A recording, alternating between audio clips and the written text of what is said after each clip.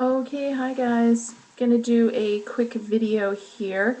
And first of all, I want to explain, actually this video might just be on an update explanation of something that happened to me personally. Don't want to, make it a negative video, but maybe more of like a kind of warning informational video. I don't know if you can see my lips in this camera. The quality's not that good, but my lips look pretty bad. Like, really. They're actually not as swollen right now, but you can see they're very red and inflamed all around the edges, and I look funny, like when I pucker up, really wrinkles up a lot. I had a severe allergic reaction to a product. And this isn't to bash a product or anything, and I wouldn't do it if I wasn't absolutely sure that it was this product. I actually had not thought it was this product. I thought it was, the fragrance, the concentrated fragrance oils that I was working with. I had this reaction before. I think it was not quite a year ago. It was in the winter. My lips got chapped. I applied a product. I had a reaction to it. I had associated it. We couldn't figure out from the doctor exactly what it was. I went to the dermatologist, had tests done. We couldn't figure out anything. So we assumed that it was something that had changed in some of the ingredients that I was using in my products. And the only thing I could think of was either the sodium lauryl sulfoacetate, because I just started making bubble bars, or what I ended up narrowing it down to, it probably was the concentrated fragrance oil. So all this time I've thought it was that. So I've made sure to protect myself against those products when I use them. Careful not to get them on my skin. We do understand that we're somewhat of chemists, and we work with a lot of chemicals if you're making your own products. So we do have to be careful and protect ourselves in the way of, face masks, goggles, gloves. Sometimes, like, I'll wear scrubs when I'm to completely cover myself when I'm working with a sodium lauryl sulfoacetate, just to be on the safe side. You never know what could happen. So I'm very, very careful. So I was a bit disheartened when I had yet another reaction about 6 days ago. And a really, really bad reaction. This one was, at least 2 to 3 times as bad as my other reaction almost a year ago.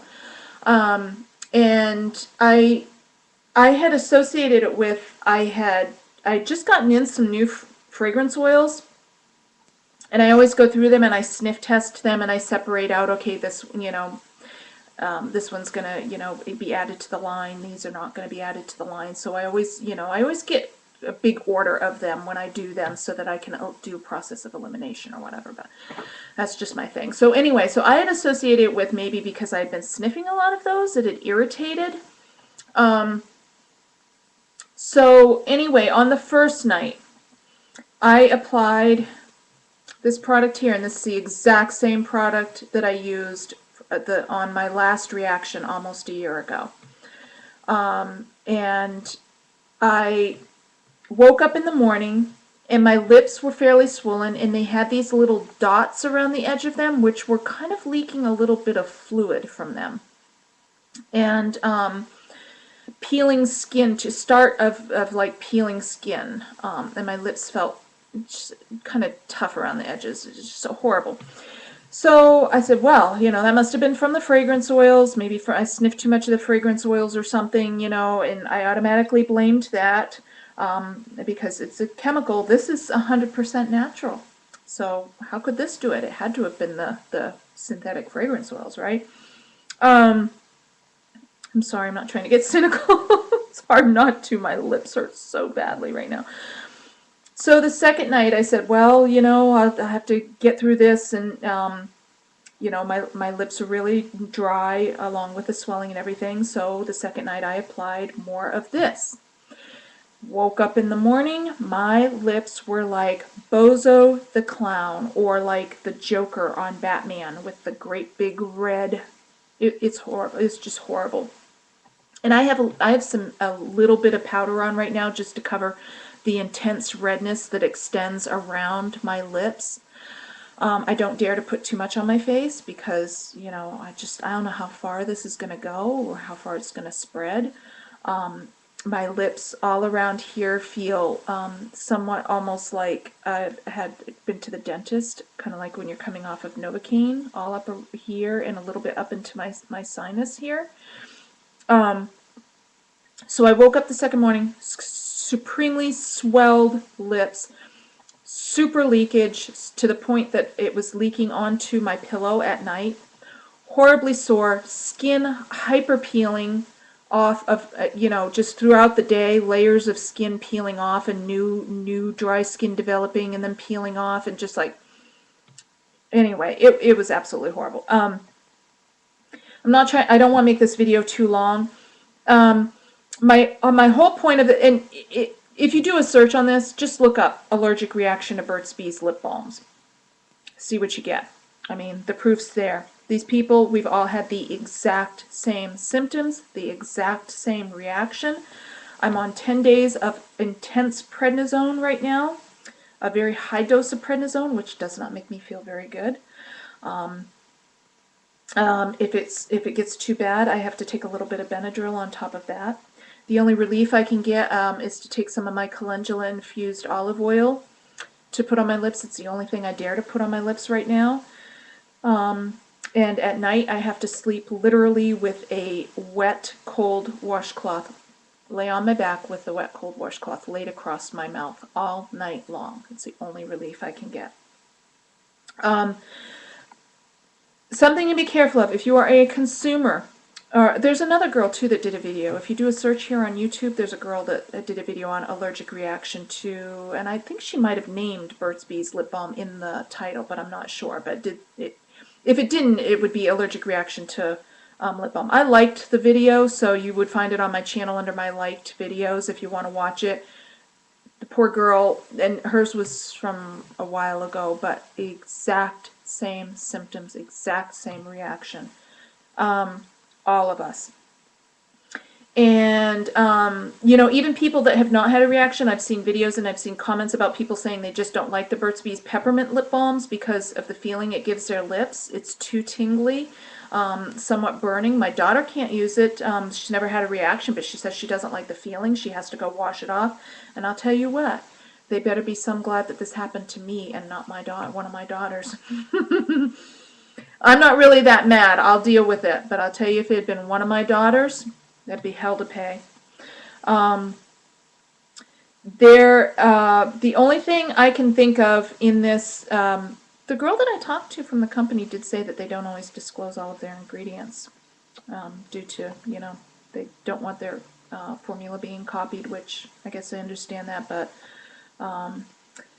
I don't think it's undisclosed ingredients anyway. I think what the problem is here is the overuse. This contains castor oil, sunflower oil, beeswax, candelilla wax, peppermint oil.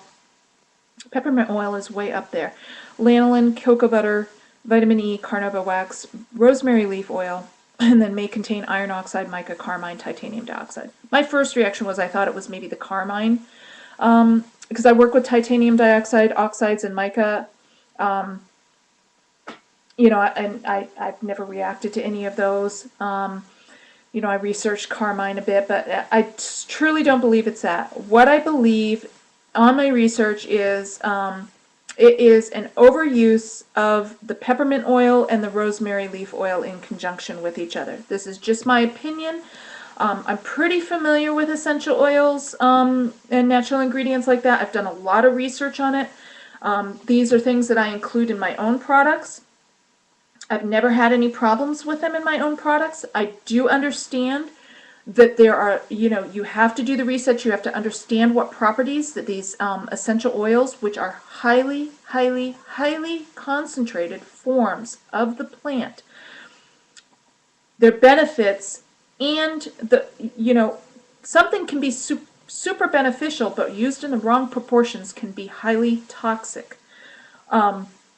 The problem with individuals and companies using these natural extracts, oils, and other ingredients, assume that because they're natural, you can dump them in unlimited proportions, and it's okay. It's not okay. We are all very careful when we're working with a chemical like sodium lauryl sulfoacetate. Super careful with that to use it in the proper proportions. Our synthetic fragrance oils, we're always super, those come with a maximum use rate and to follow. So we have a guideline right there saying you should not use more than this in your product or it could be unsafe. The problem with natural ingredients is there is either usually no guidelines on it or people just assume that there are no guidelines because it is natural. How could it be bad? Anything used in the wrong proportions or used in excess can be bad. Anything. Ever heard the saying, moderation in all things? I try to follow that in my life. And I think what this is a case of it not being used correctly. I think there is a super overuse of the peppermint oil and probably a bit of an overuse in the rosemary leaf oil too. People do like to have a peppermint, rosemary, although known to have anti-inflammatory properties, is also is known to give, when you use it, especially in conjunction with like peppermint oil, to give like a somewhat kind of plumping or effect, or rosemary oil contains quite a bit of actual natural camphor in it. I could go on and on. If you're getting people do like the cooling sensation and the somewhat plumping effect of lip products that contain the combination of the rosemary and the peppermint oils together. The problem is when you overuse them and you're getting that burning, really bad zingy effect from it, that goes beyond a cooling effect and getting the benefits from those oils, and it goes into irritation. And when you take a sensitive, people that are not sensitive to these even don't like the feeling that these products are giving to them. It's too much. When you take a sensitive individual like myself and many hundreds of thousands of others, if you look on the internet about this product, and those are just the people that have bothered to put it on the internet. Think of the ones that haven't or did not narrow it down to this. When you're getting a really burning or super zingy sensation, it is irritation. Yes, I also make products. My peppermint bubble bar. What else do I make that? I used to make a lip balm that had peppermint and rosemary in it. I don't really make much for lip balms anymore just because, I don't know, I like to, but it got kind of time consuming for me. But anyway, they give this like, it's supposed to be an uplifting, kind of cooling, maybe somewhat tingly sensation. That is the benefits of those oils. When you start going into super tingling, burning, itching, swelling, you have been irritated. It has been used in the wrong proportion. There is way too much of it. Just because something is natural does not mean that you can dump it in what's my word I'm trying to think of? In unlimited amounts into a product. Do your research on your products. Make sure you are using not just your known synthetic chemicals, but your natural ingredients in safe proportions. More is not always better. More can be toxic. More can cause this to an unsuspecting person. Yeah, and this isn't meant to be a negative video. Things are going really well for me otherwise. I know that I will get through this. I hope. I don't think it's going to spread any further than what it has. I don't know what I'm going to be left with at the end of this. The last time this happened, it seemed like it took my lips a total of almost a couple months to completely get over the complete effects of this. I had basically, after the bad effects left, I was left with severe chapped lips for, I think, like a couple months. So where this reaction is 2 or 3 times worse than the last one, I don't know what I'm going to be left with and for how long for effects of this, but it's kind of ruined my smile. I can't smile right now. My lips are all, they feel Novocaine numbed all around here. Then my top lip doesn't really move all that well. It's been a very bad experience, especially for somebody that works really hard to, keep things as natural as possible and to steer clear of things that, might cause problems for me. Who would think that putting on my husband was like, well, you should be careful what you put on. I said, Jenny, it was a chapstick. I was supposed to soothe my lips. I wasn't supposed to do this. So anyway, just a forewarning, not just about a certain product, but also just if you are a consumer and or you are a person that makes products, please do your research on the ingredients. Make sure that you are using them in safe proportions. Be very careful of irritating oils such as your mint essential oils, your spice essential oils like cloves, cinnamon, some of your other spices, like rosemary, thyme. Be careful of your citrus essential oils. Basically, just because it's natural does not mean that you can dump it in and that it will necessarily be good and you can use it. More is not better. Limit. Everything in moderation. Okay, guys, so that's my little story to tell. I'm going to get on with packing orders and business as usual. Things will go on as usual. Just my lips won't. I can't give you a really nice smile, sorry. All right, thanks for watching, guys. Take care, and I'll be talking to you soon. Bye.